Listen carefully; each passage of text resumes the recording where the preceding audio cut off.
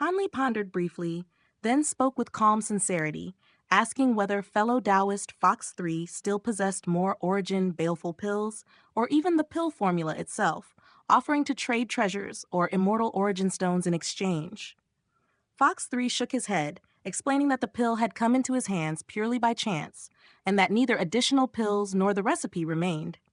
Unwilling to give up, Hanli asked about the pill's origin instead. Fox 3 sighed and recounted that before reaching the high zenith stage, he had once seen a cultivator purchase a vial of origin baleful pills for a staggering 1,000 immortal origin stones at an underground exchange convention. Temptation had overtaken him, and he had stolen the vial. There were 2 pills inside. One had already been used. As for who refined them or where they truly came from, even Fox 3 was ignorant. Hearing this, Hanli fell silent, his expression contemplative.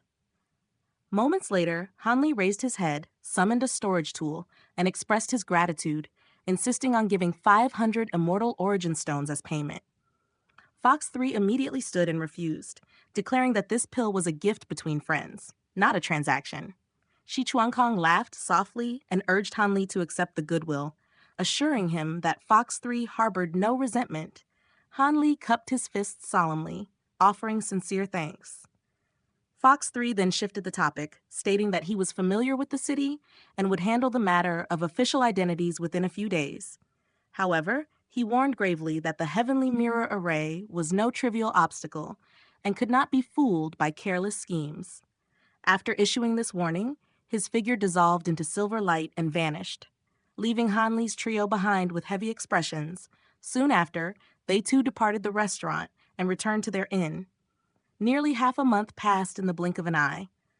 Hanli and his companions gathered once more in Fox 3's room. Fox 3 had just returned, looking somewhat weary, yet visibly excited. With a nod and a smile, he remarked that they seemed well prepared. Indeed, though their appearances remained unchanged, everything else about the trio had undergone a thorough transformation. Shi Chuankong now wore white robes, his former devilish aura completely gone, replaced by pure and upright yang fluctuations. Immortal Lord Hot Flame leaned upon a purple cane crackling faintly with lightning, his once blazing fire power refined into a harmonious lightning aura that resonated perfectly with the staff. Hanli himself had changed garments, and gentle waves of water attribute energy flowed from his body. For days, Hanli had not stepped outside the inn, devoting himself entirely to refining the origin baleful pill to suppress the baleful chi within. Every item that could expose his identity, the azure bamboo cloudswarm swords, the profound heavenly gourd, Taoist Shai, the flame of essence, and even his usual storage tools, had been sealed within the flower branch domain. To ensure absolute safety, he had even arranged an internal array to conceal all auras, including that of Mo Guang. Immortal Lord Hot Flame smiled and remarked that Fox 3's earlier warning had been severe enough to demand full caution. Fox 3 nodded, then produced 3 yellow wooden badges and handed them over. Hanli examined his own, noting that while his surname Li remained, the rest of his name had been altered. On the reverse side bloomed a hexagonal floral emblem, clearly the mark of a sect. Fox 3 explained their new identities. Outer Sect elders of the Heavenly Sand Sect from the Flowing Sand Continent dispatched to the Black Soil Immortal region to procure cultivation resources. As he spoke, white light twisted around his form, reshaping him into a white-haired youth with a completely different aura. Hanli's trio nodded in unison. The 4 soon left the room and flew toward the towering white mountain, arriving once more at the Flying Immortal Hall. The hall bustled as before, cultivators coming and going in a steady stream. Avoiding the main entrance, Fox 3 led them to a side passage and onto a staircase. Just as they stepped onto it, Fox 3 turned back and casually demanded 200 immortal origin stones from each of them. Shi Chuankong frowned and asked for the reason. Fox 3 merely grinned and replied that it was to avoid trouble. Though unsatisfied, the trio trusted him and paid without further protest. They quickly ascended the stairs and entered a white hall, where several Heavenly Court cultivators stood guard. A silver-haired youth approached with a welcoming smile, asking if they intended to use the interregion teleportation array. Fox 3 confirmed it. Though others nearby looked displeased, none spoke up. Overjoyed, the youth led them into another hall, where an imposing golden immortal sat behind a stone table, accompanied by an elderly man.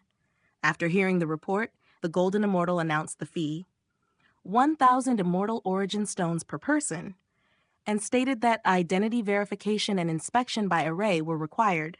Hanli's brows tightened slightly at the cost, surprised by its steepness. Fox 3 calmly presented their badges, and Hanli's trio followed suit. The Golden Immortal produced a gold-covered book and waved it over the badges. Golden light enveloped them, and lines of text and images appeared. After confirming their identities and destination, Fox 3 stepped forward, explaining their mission to purchase pill ingredients while discreetly slipping a storage ring into the man's hand. After a brief inspection, the man's expression softened, and he waved them onward. They were led into a vast hall of glowing silver stone. At its center lay a massive golden array, surrounded by towering pillars etched with countless runes. Golden-robed cultivators sat atop each pillar in silent meditation, while a gigantic golden mirror hovered above, humming with power. Hanli's eyes gleamed with interest. This was the feared heavenly mirror array. At the Golden Immortal's command, the array activated. Golden light surged upward, runes blossomed, and eye-like patterns spread across the mirror, sending rippling waves down over the array. Fox 3 entered first, golden threads and halos sweeping over him as he advanced without incident. Shi Chuankong followed, passing through just as smoothly. At last, before another word could be spoken, Hanli stepped calmly into the golden array. The moment Hanli stepped into the formation, an immense, indescribable pressure crashed down upon him. It was as if he had sunk to the bottom of a vast sea, with boundless waters pressing from all directions, pinning his body in place so thoroughly that he could not move an inch. Threads of golden radiance converged from every side, wrapping around him and spinning steadily, while layer after layer of golden ripples descended from above like silent waves. Hanli raised his brows slightly as two distinct currents of power surged into his body from the array, one mild and probing, carrying a cautious curiosity, the other grand and forceful, imposing and unyielding. These twin currents coursed through his entire body, inspecting every passage they encountered.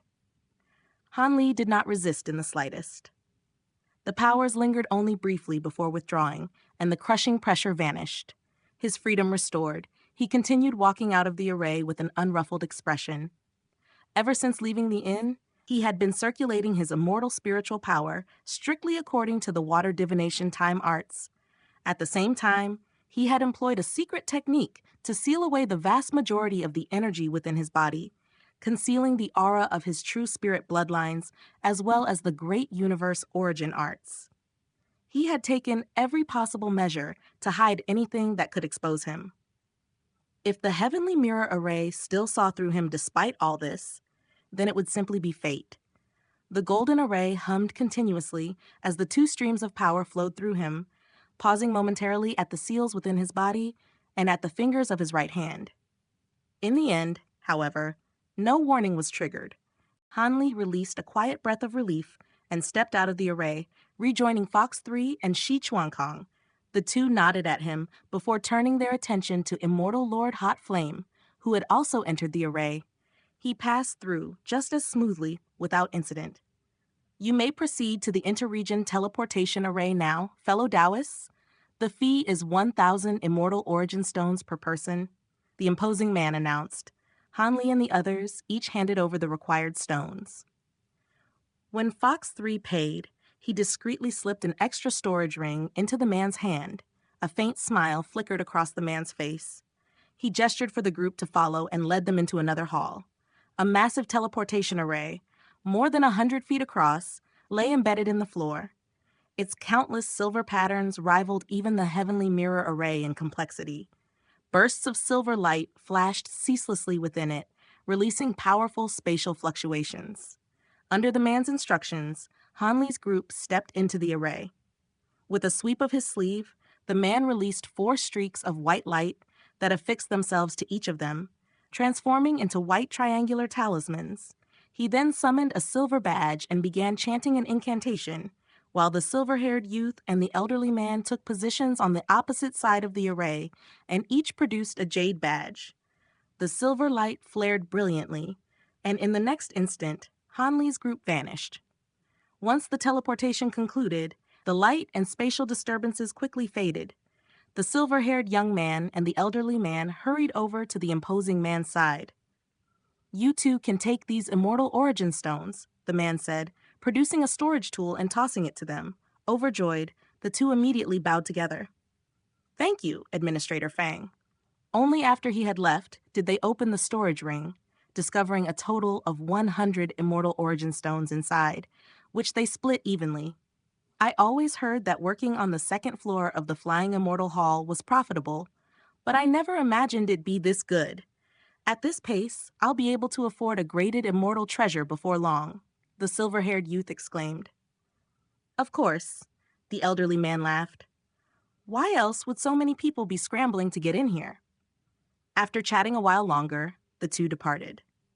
In the northern reaches of the Black Soil Immortal region lay a long, narrow landmass known as the Black Dragon Continent. Its northern half was dominated by mountains and rivers of extreme variation, with complex and treacherous terrain. Though cities were numerous due to the geography, large ones were rare.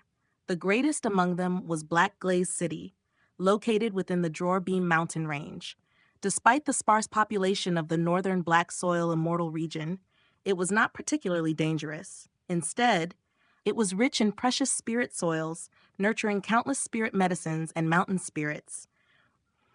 Trading houses from nearby immortal regions flocked here, establishing branches to cultivate spirit medicines and mine mineral and spirit soil resources. Black Glaze City took its name from the black glaze soil found in the Drorbeam mountain range. This soil was dense with spiritual chi but unsuitable for planting. Instead, it was prized for puppet refinement. When added in precise proportions, it greatly increased both the success rate and quality of refined puppets. Because of this, Black Glaze soil had been exhaustively mined over nearly 1,000,000 years. With the underground reserves depleted, the entire mountain range gradually sank, becoming flatter than the surrounding land, ideal terrain for massive ferry stations. Mining ceased over 100,000 years ago. Ferry stations were erected, and the remaining land was covered with spirit soil and converted into medicinal fields. At the heart of the range, a colossal underground city was constructed, Black Glaze City. It plunged several hundred kilometers beneath the earth and was divided into 7 levels, earning it the name Sevenfold City. On its deepest 7th level stood a vast teleportation hall that received cultivators from the nearby Black Mountain Immortal region. At this moment, 4 figures emerged from that hall. Hanli's group, Fox 3 and Shi Chuan Kong led the way, with Hanli and Immortal Lord Hot Flame following behind. The latter appeared somewhat tense. "What's the matter, fellow Taoist Hot Flame?" Hanli asked with a smile. "Feeling uneasy now that we're back in the Black Soil Immortal region?" "The Black Mountain Immortal region isn't far from here, yet I never dared return," Immortal Lord Hot Flame replied wryly. "I don't know what this region is like now, so I can't help but feel unsettled." "This place truly is unique," Hanli remarked, glancing around. "I've never seen a teleportation hall built so deep underground." The hall's ceiling soared high above, studded with enormous glowing jewels that bathed the space in brilliant light. The passage behind them was embedded in solid rock, while ahead lay a broad hall with 2 wide corridors branching left and right. "We're inside an underground city carved from an old mine," Fox 3 explained. "Besides the teleportation hall, there are inns and shops down here as well. I'll show you around so you can get a feel for the place." "I'd like that," Hanli replied. They took the passage on the left. As expected, buildings were carved into the rock faces on both sides, with signs hanging outside just like those in an ordinary city. "There aren't many merchants or travelers on the 7th level," Fox 3 continued, "but all the major trading houses have branches here, and the city's 2 largest inns are also on this level." After passing through an arched opening and walking several hundred meters, they arrived in a vast hall. A 2-story stone archway stood against the mountain wall, its surface covered in intricate engravings that dazzled the eye. Above it hung a massive plaque bearing 4 large golden characters, 100 Creations Pavilion. Han Li paused, looking up at the plaque. Seeing this, Shi Chuankong asked, "Would you like to go inside, fellow Taoist Li?" "Is this related to 100 Creations Mountain?" Han Li asked. "You've never heard of the 100 Creations Pavilions?" Shi Chuankong replied in surprise. 100 Creations Mountain is famous throughout the true Immortal Realm for tool refinement. These pavilions are its branches, spread across many immortal regions. "I see. It seems I truly haven't traveled enough," Han Li said with a faint smile. Though he had spent considerable time with Taoist Master Jingyang, their discussions of 100 Creations Mountain had focused solely on refinement arts, leaving him unaware of its wider influence. "That's not so strange," Fox 3 added. "Fellow Taoist Worm 3 mentioned you lived in the northern glacial immortal region before coming to the Black Mountain immortal region. That place is extremely secluded. There aren't any 100 Creations pavilions there." Shi Chuankong's brows tightened slightly at this, and he cast a subtle glance toward Han Li. Han Li met his gaze with a calm smile. Shi Chuankong nodded faintly in response and looked away. After advancing several more li, Han Li's group came to a stop before yet another arched gateway carved into the stone. Han Li and his companions turned their gazes toward Fox 3, who explained with a casual wave of his hand that this passage housed one of the teleportation arrays leading to the 6th level of the city, and that similar arrays were scattered throughout the underground metropolis. With that, Fox 3 stepped through first, Han Li and the others following close behind. Upon passing through the archway, Han Li immediately spotted a massive teleportation array more than 100 feet across, etched into the ground nearby. Beside it stood a simple table, behind which sat a green-skinned, lizard-like foreign being. The creature appeared fast asleep, showing not the slightest reaction to the arrival of the group. Fox 3 strode over, tossed a pouch of top-grade spirit stones onto the table, then calmly led everyone into the array. The green-skinned being roused himself, inspected the pouch, and quickly realized that an extra tip had been added on top of the required fee. Delight flashed across his face as he sprang to his feet, hurriedly activating the array while bowing deeply toward Fox 3, who acknowledged him with a nod.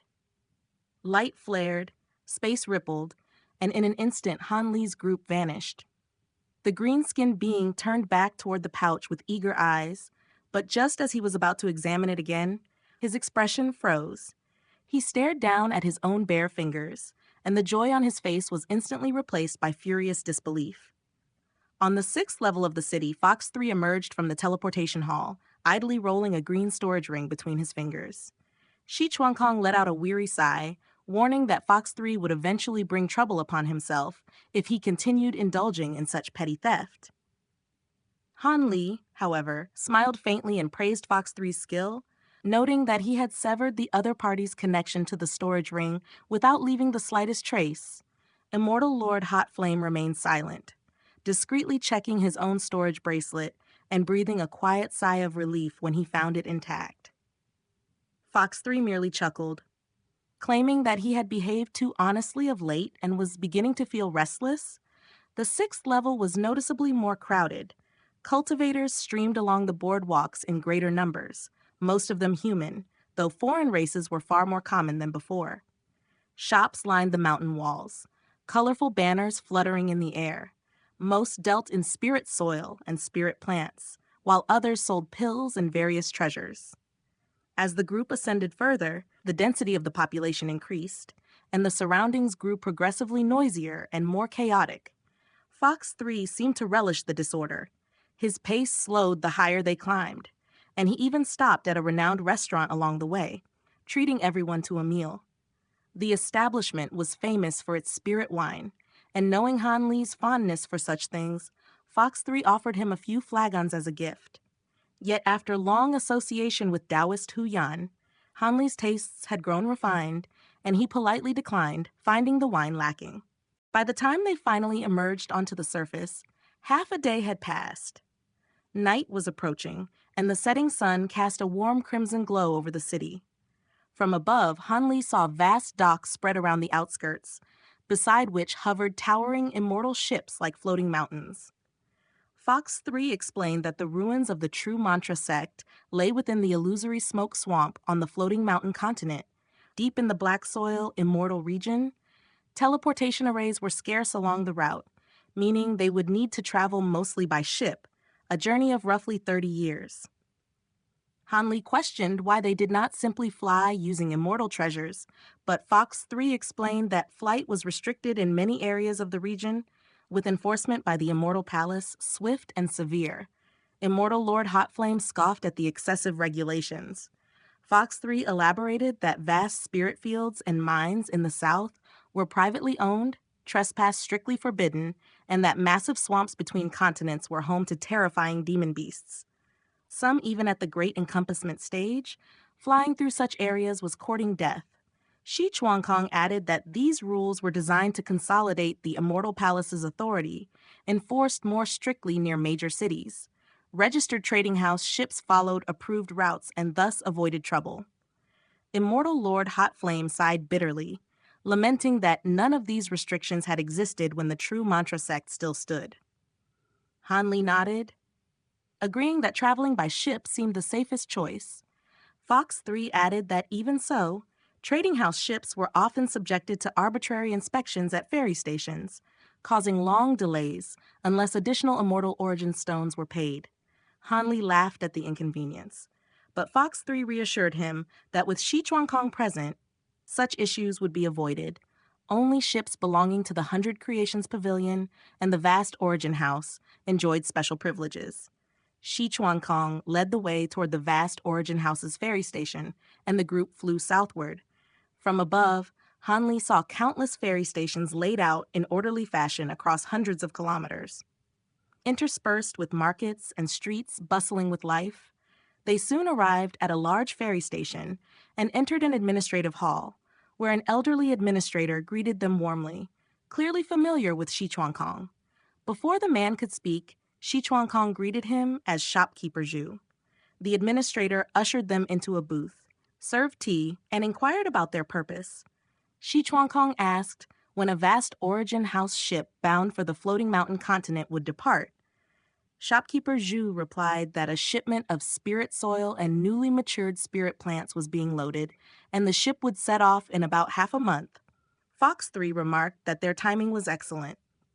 Shopkeeper Zhu then mentioned an upcoming event in Black Glaze City, the opening of the Black Fence Arena. Shi Chuankong's interest was immediately piqued. Zhu explained that 10 battles were scheduled, featuring high-grade demon beasts captured from the primordial lands north of the Black Mountain Immortal region, including 2 with true spirit bloodlines. Shi Chuankong enthusiastically invited everyone to attend. Hanli, amused by his fervor but uninterested, declined, as did Immortal Lord Hotflame. Fox 3, however, eagerly agreed, mocking Shi Chuankong's terrible gambling luck and declaring that betting against him was a guaranteed win. Shi Chuang loudly protested. After some time, Shopkeeper Zhu arranged accommodations for everyone. That night, as Hanli meditated in his room, Immortal Lord Hotflame came to visit. Hanli welcomed him in, poured tea, and sat opposite him in silence.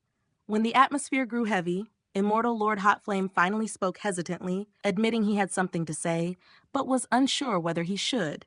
Before he could continue, Hanli raised his hand, erecting an invisible light barrier around the room. With a calm smile, he invited Immortal Lord Hotflame to speak freely. The latter returned the smile wryly and asked whether Hanli had already been waiting for this conversation. Hanli smiled faintly as he spoke. If he were in the same position, he too would seek an ally without hesitation. Immortal Lord Hotflame let out a helpless chuckle, admitting that this very thought had prompted him to approach Hanli. He added that this was also why he had wished to travel together previously, though Hanli had declined before the matter could even be raised. Hanli replied calmly that his burdens at the time had been many, but fate had still bound them to the same path.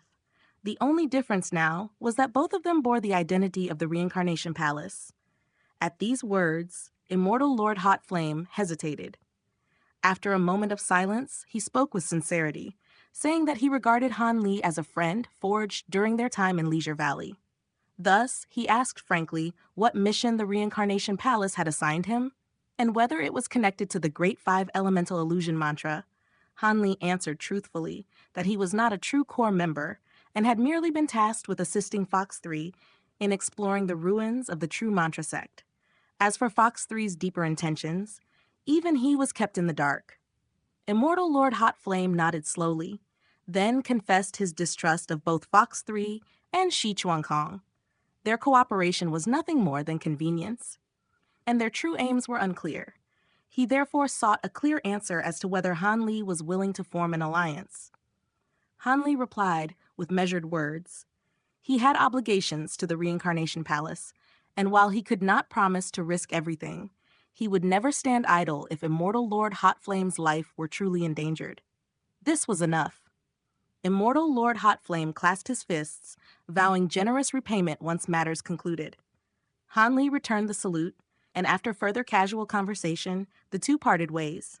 2 weeks later, at dawn, Han Li and Immortal Lord Hot Flame arrived at the dock to find only Fox 3 waiting.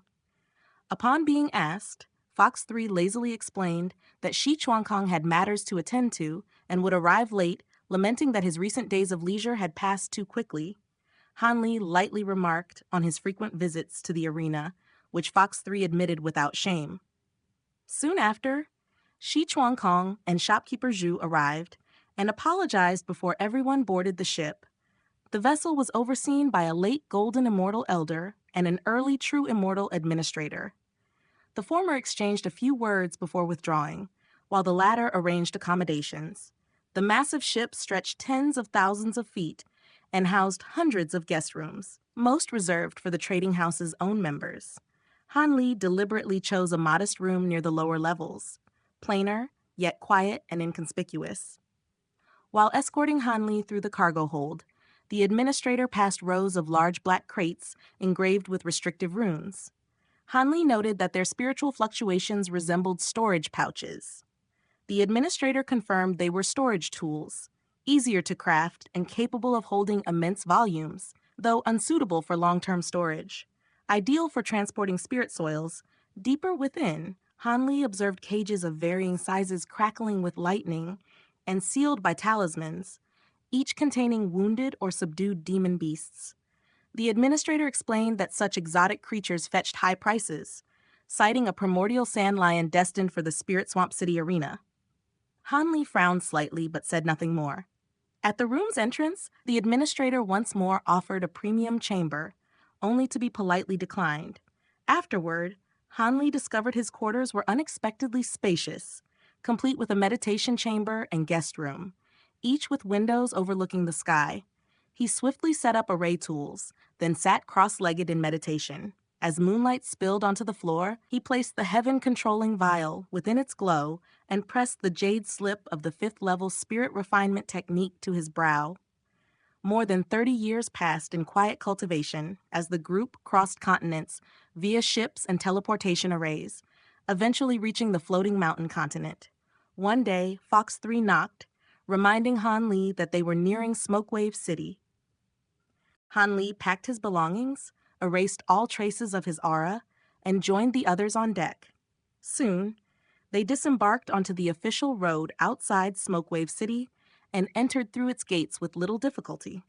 Shi Chuankong voiced his displeasure at not stopping in Illusory Smoke City as planned, but Fox 3 countered that, while many knew Illusory Smoke heralded the true Mantra Sect ruins, few knew its true origin. He explained that sightings usually first appeared near Smokewave City, likely close to Serene Floating Island.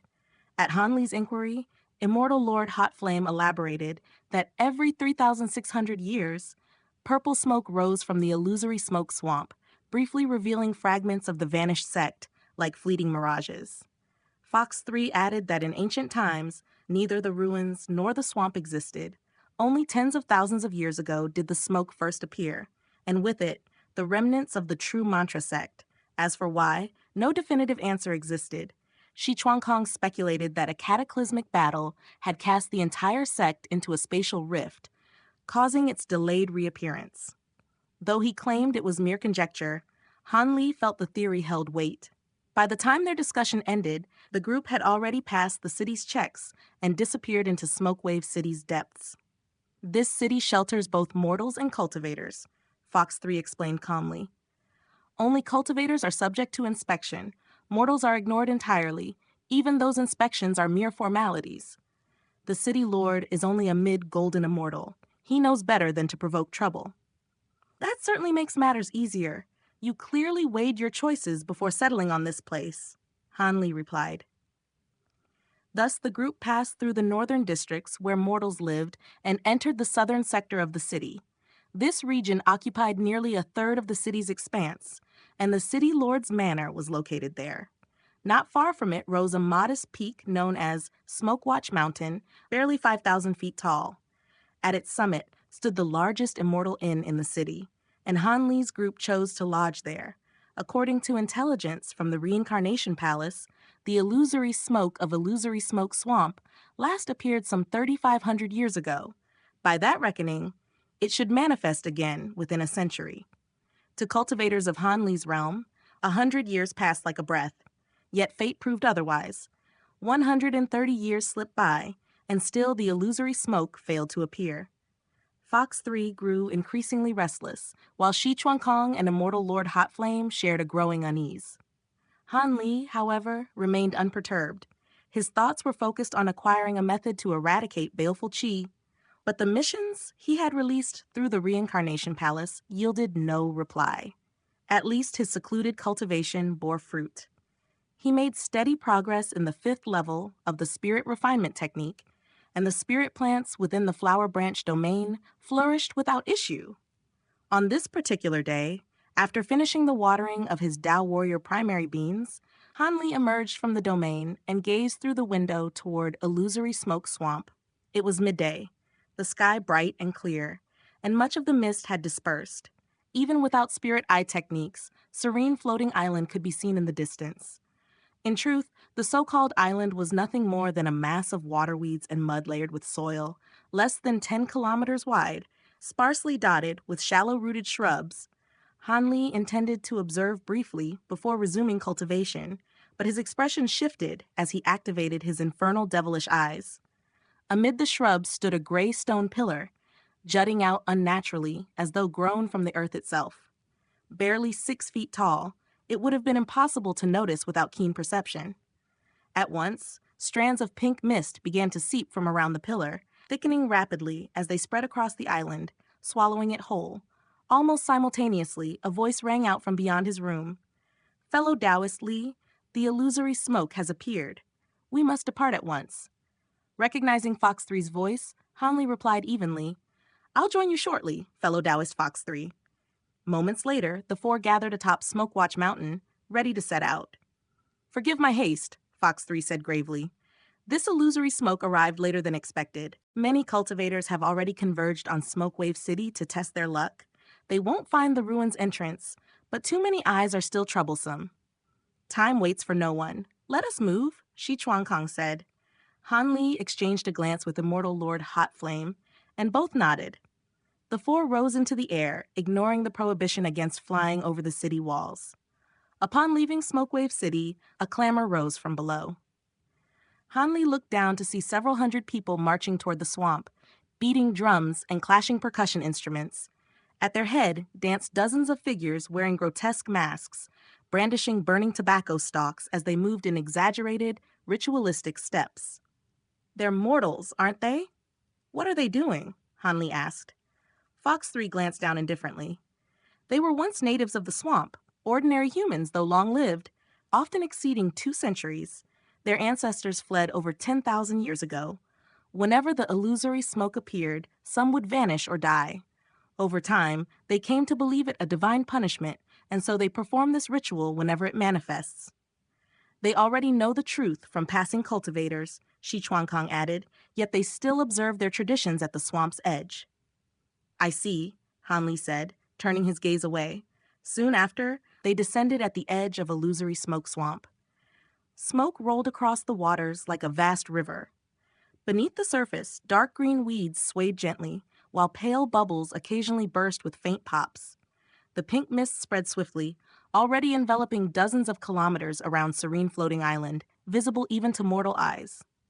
"I'll remind you once more," Fox 3 warned sternly. "This illusory smoke is perilous.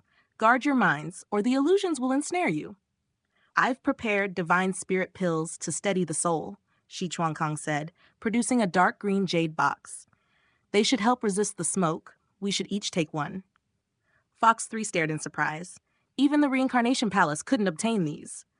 The vast origin house has its own means, Shi Chuangkong replied, swallowing a pill. That eases matters, Fox 3 said, taking one as well. Immortal Lord Hot Flame hesitated and glanced toward Han Li. My thanks, fellow Taoist Shi, Han Li said warmly, selecting a pill. After a brief inspection, he swallowed it. Yet silver flames surged from his throat, sealing the pill within his stomach. Trusting his spiritual sense, he intended to rely on it only if necessary. Seeing this, Immortal Lord Hot Flame followed suit. We must maintain our spiritual links so we aren't separated, Fox 3 said, summoning a delicate silver-flying boat that settled onto the swamp. They boarded, and with a hand seal, silver runes flared as the boat lifted slightly before gliding forward. Only then did Han Li notice the swamp water's unusual heaviness. Despite the boat's speed, only faint ripples formed. He dipped 2 flower branch refined fingers into the water and sensed the cause, black sand mixed within, carrying corrosive properties, harmless to his golden immortal body. Though they had yet to enter the illusory smoke, dusk approached and the mist darkened ominously. As they passed a massive cluster of duckweed, the water erupted violently. A colossal black shadow burst forth, crashing toward them. It was a gigantic black-scaled fish, its head crowned with what looked like tangled hair, its maw bristling with fangs. The group had sensed it long before the attack and paid it no mind, Fox 3 even mocking its grotesque form. Shi Chuangkong flicked his sleeve casually. A streak of silver light flashed, cleaving the fish in 2. No blood spilled at first. Spatial power sealed the wounds until the carcass sank back into the swamp, where dark blood finally spread through the waters.